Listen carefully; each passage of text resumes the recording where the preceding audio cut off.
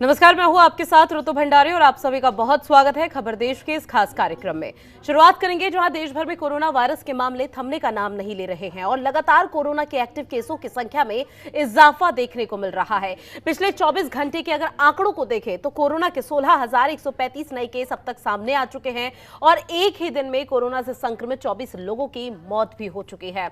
वहीं स्वास्थ्य मंत्रालय की रिपोर्ट के मुताबिक एक्टिव केसों की संख्या बढ़कर 1,13,864 हो चुकी है और इसी बीच देश में कोरोना वैक्सीन लगाने का अभियान भी तेजी से चलाया जा रहा है। वहीं स्वास्थ्य मंत्रालय का कहना है कि कोरोना संक्रमण से मरने वाले लोगों में अब तक 70% वो लोग हैं जो पहले से किसी गंभीर बीमारी से पीड़ित थे। तो ऐसे में अब सवाल उठना लाजमी भी है कि क्या बड़ी लापरवाही ही बड़े खतरे की वजह बनती हुई नजर आ रही है? क्या ये चौथी लहर की आहट है और किस तरह से चौथी लहर से बचा जा सकता है? और लगातार बढ़ रहे कोरोना संक्रमण को लेकर हम चर्चा करेंगे। हमारे साथ एक खास पैनल भी जुड़ गया है, डॉक्टर स्मिता जो कि डाइटिशियन है। बहुत स्वागत है मैम आपका जनतंत्र टीवी में। और डॉक्टर रमा श्रीवास्तव भी हमारे साथ जुड़ गई है जो कि वरिष्ठ चिकित्सक है। आपका भी बहुत स्वागत है जनतंत्र टीवी में।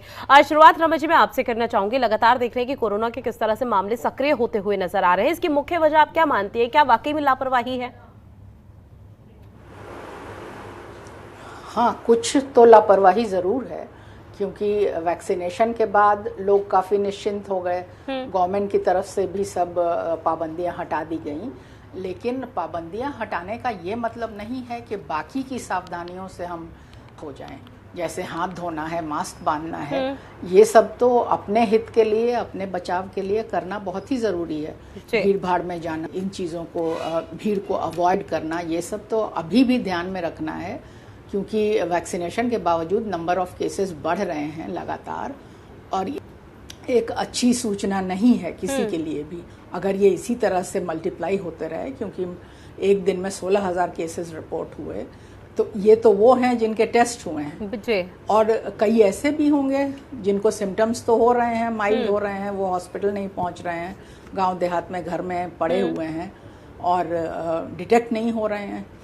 तो इसलिए सावधानियां रखना बहुत ही ज़रूरी है। जो पहले हम लोग को सिखाया गया था, हमने सिखाया था लाखों करोड़ों लोगों को, उसका पालन करना बहुत ही ज़रूरी है। लेकिन डॉक्टर रमा, जिस तरह से यहाँ पर आपने जिक्र किया कि ये लापरवाही आगे आने वाले समय में गंभीर भी हो सकती है और जाहिर सी बात है कि वैक्सीनेशन अभियान चल रहा है तो लोगों ने अब ये चीज समझ ली है कि अगर वैक्सीन यहाँ पर लगा ली तो अब किसी भी तरह से कोरोना संक्रमण अटैक बॉडी में नहीं कर सकता है। लेकिन आपको क्या लगता है कि अब इस स्टेज में आकर भी, जबकि पहली और दूसरी लहर की जो कोविड की परिस्थिति थी वो हर किसी ने देखी, सबके बावजूद भी लोगों को अभी भी क्या जागरूक करने की जरूरत है? बिल्कुल 100% जागरूक करने की ज़रूरत है और आप जैसे लोग ही टीवी के माध्यम से, न्यूज़पेपर्स के माध्यम से, जिस भी तरह से आप लोग ये अच्छा काम कर रहे हैं या डिबेट रखा है, तो जितने लोग सुन रहे होंगे कम से कम उन्हें ये समझ तो आएगा कि स्थिति भयावह फिर से ना हो जाए। तो उसके लिए हमें बचाव रखना बहुत ही ज़रूरी है। और वैक्सीनेशन अगर कुछ लोगों के रह गए हैं तो विलफुली उन्हें ढूंढ कर जाकर अपना वैक्सीन लगवाना चाहिए।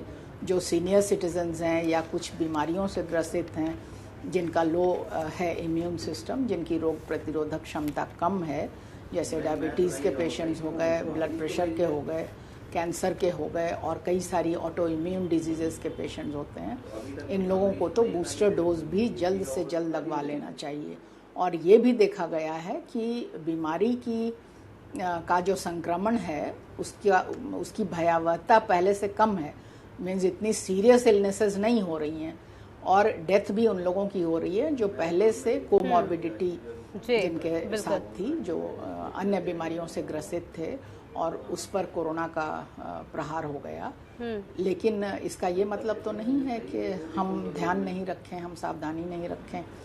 तो सबके लिए ये बहुत ही ज़रूरी है और हम लोगों के लिए ज़रूरी है कि हम दोबारा से जागरूकता अभियान के तहत लोगों को सचेत करें because prevention is always better than cure, ये हम सब जानते हैं कि बीमारी बिल्कुल, आ और जाए अब आने और वाले फिर समय उसे में किस तरह कंट्रोल से कोरोना करें, की स्थिति इससे बेकाबू होती हुई 100 नजर आ रही है, times इसका जीता जागता उदाहरण लगातार हम देख रहे हैं कि पिछले 24 घंटे में 1000 से ज्यादा के जो आंकड़े हैं वो बढ़ते हुए नजर आ रहे हैं। डॉक्टर स्मिता, आपका रुख, सबसे पहला रिएक्शन तो आपसे यही लेना चाहेंगे कि लगातार बढ़ रहे कोविड के मामलों को आप किस तरह से देखती हैं? दूसरा, क्या खान पान में बदलाव करने की अभी आज के दौर में जरूरत है? बिल्कुल, जैसे मैम ने कहा कि लोग बहुत ही कैजुअल हो रहे हैं बिकॉज वैक्सीनेशन हो गया है, तो उसकी वजह से वो, जैसे अगर आपने सुना होगा फर्स्ट जब फेज आया था तो सब लोग इम्यून बढ़ाने के लिए बहुत सारे खान पान, बहुत सारे स्पाइसेस और शुरू कर दिए थे बहुत सारी चीजें खाना। लेकिन जैसे जैसे टाइम बीता गया थोड़ा सा डर भी कम हो गया और अब जो है वो इन सब चीजों को, जो इम्यून बढ़ाने के लिए जो चीजें कर रहे थे वो भी करना बंद कर दिए हैं।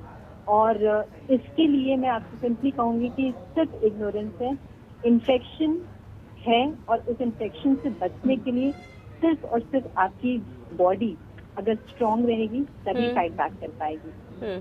तो इसके लिए खान पान में चेंजेस करना बहुत जरूरी है। अच्छा, इस वक्त मानसून है एंड मानसून के टाइम पे ह्यूमिडिटी एंड इन्फेक्शन के रेट एक्सट्रीमली हाई हो जाते हैं, तो इस वक्त तो सबसे ज्यादा आपको हाइजीन और जो चीज खा रहे हैं वो उस पर ध्यान देना है कि क्या खा रहे हैं।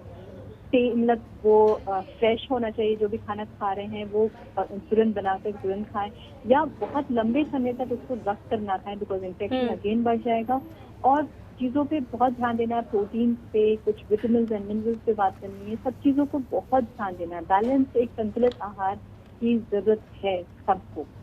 बिल्कुल, खान पान में आज के दौर जिस तरह से शेड्यूल हर किसी का बिगड़ता हुआ नजर आ रहा है, सब खान पान का ध्यान रखना विशेष तौर पर बेहद जरूरी है। लेकिन डॉक्टर स्मिता, एक चीज और समझना चाहेंगे कि खान पान का ध्यान अगर जिन लोगों को कोविड नहीं हुआ है वो अगर नहीं रख रहे हैं तो उनको किस तरह की राय आप देना चाहेंगे? क्योंकि जिन लोगों को कोविड संक्रमण हो चुका है, ऐसे में ज्यादातर लोगों का सोचना यह है कि हमें तो कोविड हो गया, अब दोबारा वो अटैक नहीं करेगा, तो ऐसे में हम बाहर का या फिर किसी भी तरह से खान पान में अगर बदलाव नहीं भी करते हैं या पहले जैसे ही दिनचर्या रहती है तो ज्यादा फर्क नहीं पड़ेगा। आपने सही बात बताई और ये पॉइंट सबसे इम्पोर्टेंट है क्योंकि लोग किसी चीज में इग्नोर हो जा रहे हैं कि वो एक बार हो गया, अब दोबारा होगा तो ऐसे कोई प्रॉब्लम नहीं होगी। बट अगर आपका इम्यूनिटी स्ट्रांग नहीं है तो अगर आप दोबारा होगा तो हो सकता है पहले में जो नहीं शक्ति गया है वो दूसरे में हो जाए।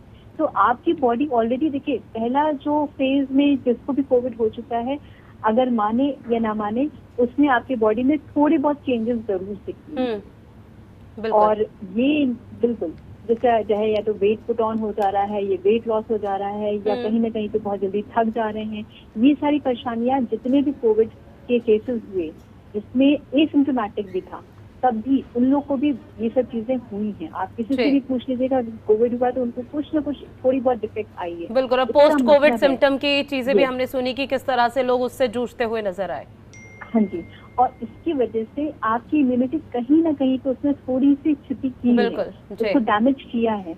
और अगर आप अब अपने खाने पे नहीं ध्यान देंगे तो आपकी बॉडी फिर वो जब दोबारा होगा तो आप और बीमार हो सकते हैं। और जैसे मैम ने भी बोला कि ये तो जो आप केसेस देख रहे हैं वो लोग हैं जिन्होंने टेस्ट कराया है, इससे कहीं ज्यादा नंबर्स होंगे जो कि सोचते हैं कि हाँ ठीक है थोड़ा बहुत बुखार है।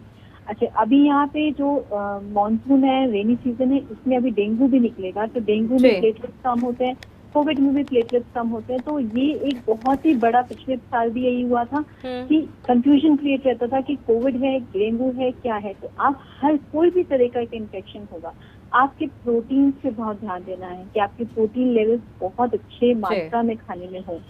आपकी कुछ चीजें हैं जैसे फल है, फ्रेश फल, स्पेशली जब भी ये ध्यान दीजिएगा क्योंकि अगेन मैं कहूंगी कि इन्फेक्शन बहुत जल्दी फैलता है और अगर आपकी इम्यूनिटी वीक है तो हल्का सा भी इन्फेक्शन आपकी बॉडी में इन्फेक्शन होगा खाने में तो आप जल्दी बीमार पड़ सकते हैं।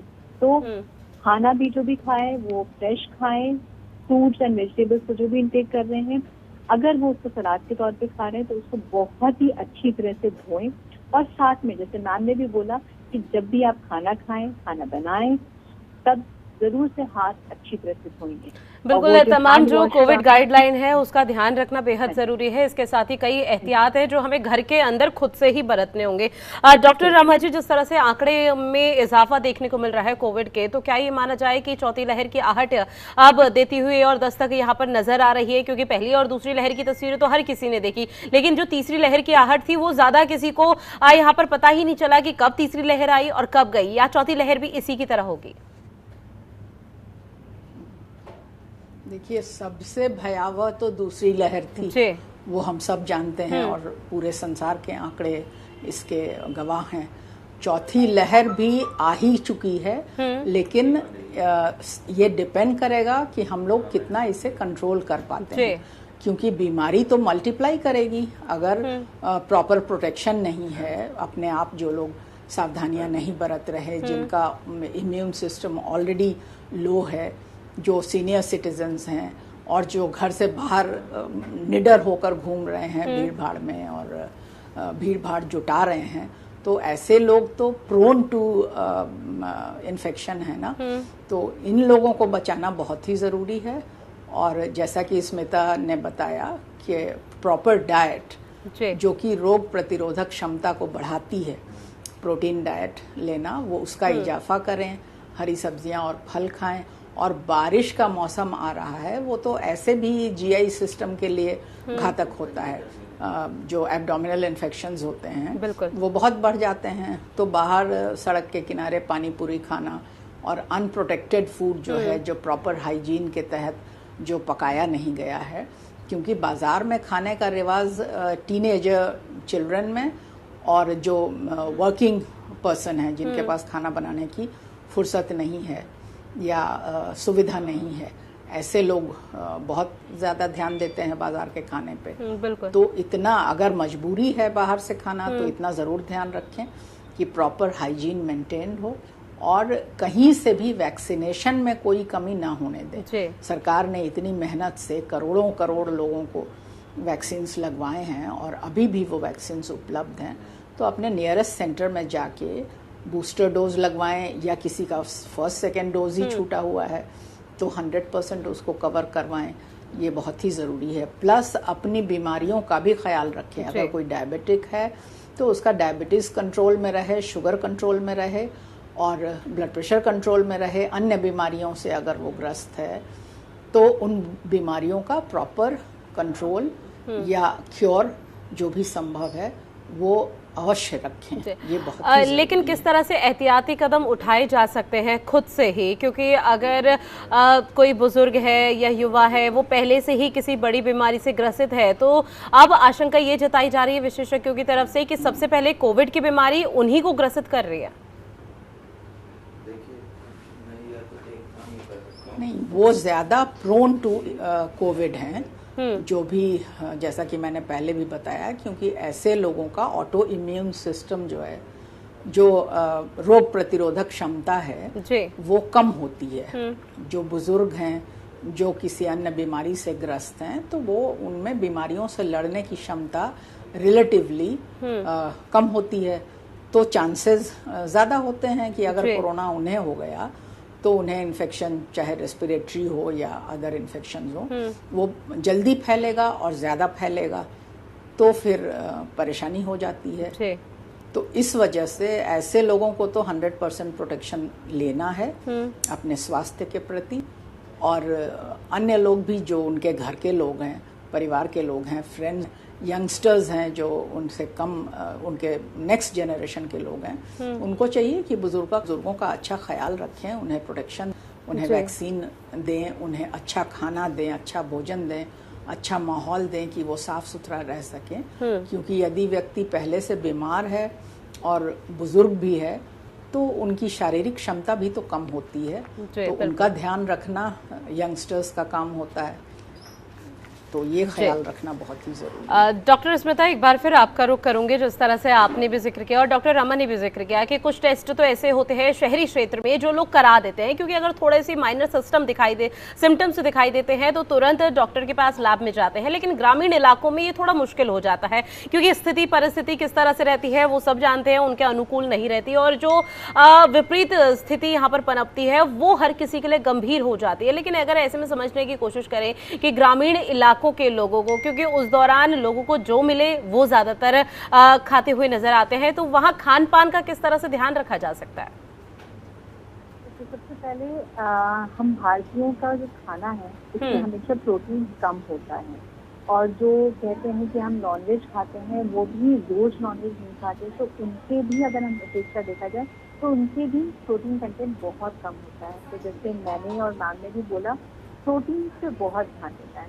जो भी आप खाना खा रहे हो, चाहे वो नाश्ता कर रहे हो, चाहे वो आप लंच कर रहे हो, चाहे वो डिनर कर रहे हो, चाहे कोई भी स्नैक्स खा रहे हो, नाश्ता कर रहे हैं, इसमें कोशिश रखें कि 1 नहीं तो 2 प्रोटीन लेवल प्रोटीन हो। अब प्रोटीन किसमें पाया जाए? जितने भी दाल के प्रिपरेशन होते हैं, जितने भी दाल से बनी हुई पदार्थ होते हैं, जिसमें सोयाबीन भी आता है, राजमा, छोला, दाल, जितनी भी दालें होती हैं सब आते हैं, बेसन का प्रिपरेशन, ये सब आपके प्रोटीन होते हैं। साथ में आपके जो है दूध से बने हुए जितने भी पदार्थ होते हैं उनका आप सेवन करें, उनको अच्छी तरह से खाएं। जैसे अभी मानसून टाइम है तो GI या पेट की प्रॉब्लम हमेशा बनी रहेगी, तो वो कोशिश ये करें कि हर खाने के साथ वो दही का जरूर से प्रयोग करें, जिससे कि जो अच्छे बैक्टीरिया आपकी बॉडी में आए और वो आपको फिर से आपके खान पान को ठीक ठाक करके आपके पाचन क्रिया को ठीक करते हैं। लेकिन इस भी समझना चाहेंगे कि ये डाइट जो आपने प्लान बताया ये तो हुआ युवाओं का या फिर एक कमीज का कोई भी बच्चा यहाँ पर कर सकता है, लेकिन बात अगर बुजुर्गों की आए, क्योंकि कई तरह की बीमारी होती है जो सबसे पहले बुजुर्ग के शरीर में दस्तक देती हैं और उनका इम्यून सिस्टम भी काफी कम यहाँ पर आका जाता है, लेकिन उन सब के बावजूद भी किस तरह से वो अपने खान पान का ध्यान रखें ताकि कोविड या फिर कोई भी गंभीर से गंभीर बीमारी दस्तक ना दे सके? मैंने बताया आपको प्रोटीन हर खाने में इंटेक करना, तो ये तो सबके लिए है, चाहे वो बच्चा हो, बड़ा हो या बूढ़ा हो। इसके साथ साथ जो ओल्ड एज है, बुजुर्ग हैं, और इन्फेक्शन के साथ साथ उनके बॉडी में कोई ना कोई और बीमारी भी साथ में है, तो दवाइयों का जरूर से उपयोग ढंग से करें, जो दवाई दिया है, और साथ में एक अगर डायबिटीज है तो जरूर से एक डाइटिशियन से मिलें कि उनकी डायबिटीज के लिए क्या क्या चीज चाहिए होती है, क्या चीज पे ध्यान देना है, क्या चीज कम खाना है, कितनी चीज आप खा सकते हैं, इसको इंडिविजुअलाइज करना जरूरी होती है। ये आप कहना बहुत जरूरी है, ये हम कह नहीं सकते क्योंकि गाँव में हो सकता है आपको ये सुविधा ना मिल पाए, लेकिन आप अपने जो डॉक्टर हैं उनसे सलाह जरूर से लीजिए कि आपको खान पान में किस चीज पे ध्यान देना है। साथ में ही जितने भी देखिए जो आपका प्रकृति है, ये प्रकृति एक बहुत ही ज्यादा आपके लिए ध्यान देता है, आपकी हेल्थ को ध्यान देता है, इसीलिए जो सीजन में जो भी सब्जियां और फल मिलती हैं उसका उपयोग सबसे ज्यादा करें। बिल्कुल डॉक्टर स्मिता, एक सवाल और, उसके बाद मैं डॉक्टर रमा जी से चर्चा को आगे बढ़ाऊंगी। जिस तरह से आपने यहाँ पर जिक्र किया कि खान पान का ध्यान रखना बेहद ज़रूरी है, लेकिन इस बीच अगर कोविड किसी को हो जाता है, अटैक किसी के शरीर में करता है, तो कोविड संक्रमण की जो दवाइयाँ आती हैं वो ज़्यादातर हाई mg की होती है, तो इस दौरान खान पान का सही तरीके से ध्यान रखना, वो भी किसी बीमारी में थोड़ा मुश्किल हो जाता है, तो उनके लिए किस तरह की सलाह? आप छोटे छोटे सीड्स लीजिए, स्मॉल सीड्स लीजिए, जो बड़े बड़े मील्स ना लेकर के छोटे छोटे सीड्स हैं, जिससे कि वो आप इंटेक कर पाए। काढ़े का या सूप का इंटेक ज्यादा करें, जिससे कि अगर बॉडी में कंजेशन हो रहा है, कहीं पे भी बलगम आ रहा है या खांसी आ रहा है, उसको रिलीज करेगा। तो जितनी भी गर्म गर्म चीजें हैं वो ले सकते हैं। कुछ अच्छा, काढ़े की जब मैं बात करती हूँ तो प्लीज एक चीज समझ लीजिएगा, जब शुरुआत में फर्स्ट और सेकेंड फेज आया तो लोगों ने बहुत ही भर भर के मसाले खाए, लौंग है, गिलोय है, सब ने बहुत खाए, और इसकी वजह से क्या होगा कि जो आपको मसाले जो होते हैं वो बहुत ही कम मात्रा में, तो अगर आप सिर्फ काढ़ा को एक बार ले रहे हैं तब भी आपके लिए काफी है, आपको 3-4 बार लेने की जरूरत नहीं है। बट हाँ, खाने को थोड़ी थोड़ी मात्रा में इंटेक करेंगे तो आपका खाना जो है वो आपके स्वास्थ्य के लिए हेल्पफुल भी होगा और इन्फेक्शन से भी करेगा। डॉक्टर रमा, जिस तरह से कोविड के जो आंकड़े हैं वो बढ़ते हुए नजर आ रहे हैं और कई जगह तो ऐसे हैं कि कई राज्यों में जहां एक बार फिर से लॉकडाउन की स्थिति पनप रही है और इसके साथ ही जो आंकड़े हैं वो हर किसी को डरा रहे हैं, लेकिन स्वास्थ्य अमला भी अपनी तरफ से पूरी कोशिश कर रहा है। क्या इसका एकमात्र कारण लापरवाही है क्या, या इसके अलावा क्योंकि लगातार हमने देखे कि कोविड की पहली लहर आई, दूसरी लहर आई, तीसरी लहर भी आई, उसके बाद ओमिक्रॉन वेरिएंट और कई तरह के फंगल इन्फेक्शन भी सामने आए। इसकी मुख्य वजह क्या है, क्यों आखिर इस तरह की चीजें बढ़ती हुई नजर आ रही है? क्योंकि विशेषज्ञ जब स्टडी कर रहे थे उनकी तरफ से ये कहा भी जा रहा था कि जो कोविड की दूसरी लहर है ये आखिरी लहर होगी और ओमिक्रॉन वेरिएंट भी आखिरी होगा, इसके बाद किसी भी तरह का कोई वायरस भारत या दुनिया में दस्तक तो नहीं देगा। हाँ, यही कहा जा रहा था रिसर्चर्स के द्वारा, लेकिन थर्ड वेव जो है वो पहले भी देखा गया था कई वायरल इन्फेक्ट जो एपिडेमिक्स हुए उसमें, कि थर्ड वेव के बाद वो वायरस गायब हो गया था, लेकिन कोरोना गायब नहीं हुआ है। कोरोना तो अभी भी जिंदा है और फोर्थ वेव के ही तरीके से फिर से लगभग 110 देशों में ये अपनी प्रेजेंस दर्ज करा रहा है। हमारे यहाँ भी इंडिया में 10 स्टेट्स ऐसे हैं जिनमें कि कोरोना के पेशेंट्स आ रहे हैं और अच्छी संख्या में आ रहे हैं। तो लापरवाही तो कहीं ना कहीं हुई ही है, क्योंकि ये वायरल इन्फेक्शन है, वायरस पे कंट्रोल हो सकता है, उसको जड़ से मिटाना संभव नहीं था और वो मिटा भी नहीं। तो वेरिएंट्स वायरस के मल्टीप्लिकेशन होते हैं, उसमें म्यूटेशन होता है, लेकिन दुनिया में जिंदा अभी भी है। तो इसलिए अपनी तरफ से तो जो प्रत्येक व्यक्ति को करना चाहिए वो तो सावधानियां ही बरत सकते हैं, और उसके बाद सबसे ज़रूरी ये है कि अगर गले में खराश होती है, खांसी होती है, बुखार होता है, तो उसे पोस्टपोन ना करें कि अपने आप ठीक हो जाएगा और उसे बरसाती जुकाम बुखार समझ के घर में न बैठें। डॉक्टर से, जो भी निकटस्थ सेंटर है सरकारी प्राइवेट, उससे सलाह ज़रूर लें, और बीमारी अगर साधारण दवाइयों से कंट्रोल में नहीं आती है तो कोरोना का टेस्ट डॉक्टर की सलाह पे ज़रूर करा लें। टेस्ट कराने से कम ये निश्चिंता हो जाएगी कि ये कोरोना है या नहीं है। नहीं तो अगर एक व्यक्ति को घर में, परिवार में, समाज में कोरोना है तो वो जाने कितने लोगों को ये बीमारी एक्सटेंड कर सकता है। तो ये समाज के, परिवार के हित में नहीं है। एक जना जो भी बीमार है उसको टेस्ट करा लेना चाहिए और अकॉर्डिंगली डॉक्टर की सलाह पे क्वारंटाइन में जाएं, आइसोलेशन में जाएं, जो रिकमेंडेड मेडिकेशन है वो लें। अगर किसी को भर्ती की ज़रूरत है तो ज़रूर भर्ती हों।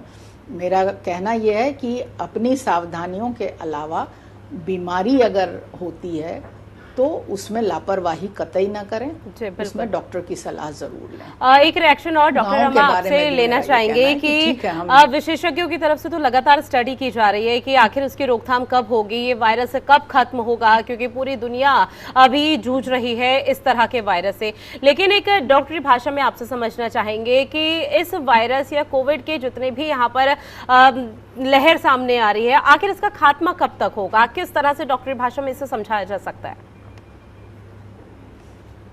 नहीं, ये भविष्यवाणी तो कोई कर ही नहीं सकता। बड़े बड़े रिसर्च इंस्टीट्यूशंस भी ये भविष्यवाणी नहीं कर सकते। बस प्रेडिक्शंस होते हैं कि पहले 100 साल पहले जो एपिडेमिक आया था स्वाइन फ्लू का, उसका जो कैरेक्टर था, उसका जो पैटर्न था, उसी आधार पे ये समझा जा रहा था कि थर्ड वेव के बाद ये वायरस भी गायब हो जाएगा, खत्म हो जाएगा। लेकिन अभी तक तो हुआ नहीं है। तो इसका मतलब है कि रिसर्च अभी कंटिन्यूड रहेगी और 100% कोई नहीं कह सकता कि ये कब खत्म होगा। बिल्कुल ये है कि अगर केसेस नीचे जाने लगते हैं, कम होने लगते हैं, बिल्कुल साफ तौर पर कहा जा सकता है कि जो लापरवाही है उसे बरती ना जाए और तमाम तरह के एहतियाती कदम उठाए जाए। समय की कमी है, आप दोनों हमारे साथ चर्चा में शामिल हुए, उसके लिए आप दोनों का बहुत शुक्रिया। तो लगातार कोविड के मामले में बढ़ोतरी देखी जा रही है, लेकिन इस बीच किस तरह से कोविड के मामलों में रोकथाम की जा सकती है, इसकी शुरुआत हमें खुद से करनी होगी, क्योंकि सबसे पहले यहाँ पर कोविड में जो लापरवाही बरती जा रही है वो हम लोगों की तरफ से ही बढ़ती जा रही है। ऐसे में लगातार प्रशासनिक अमला जागरूक कर रहा है और इस बीच जागरूकता के बाद भी कई तरह के अभियान चला लिए। लेकिन सोचने और समझने की बात है कि कोविड की पहली और दूसरी लहर में किस तरह के हताहत की स्थिति हुई थी, क्या उसके बावजूद भी अभी भी लोगों को जागरूक करने की जरूरत है। फिलहाल जनतंत्र टीवी भी आपसे यही अपील करता है कि कोविड की तमाम गाइडलाइन का आप पालन करें, क्योंकि अगर पालन नहीं किया जाएगा और अपने आसपास के लोगों को हम पालन करने के लिए नहीं बोलेंगे तो कहीं ना कहीं जाकर गंभीर बीमारी एक बार फिर से पनपती हुई नजर आएगी। हमारी खास पेशकश में फिलहाल के लिए इतना ही। आप बने रहिए जनतंत्र टीवी के साथ। नमस्कार। खबरों के निष्पक्ष विश्लेषण के लिए सब्सक्राइब करें Jantantra TV and press the bell icon. Never miss any update.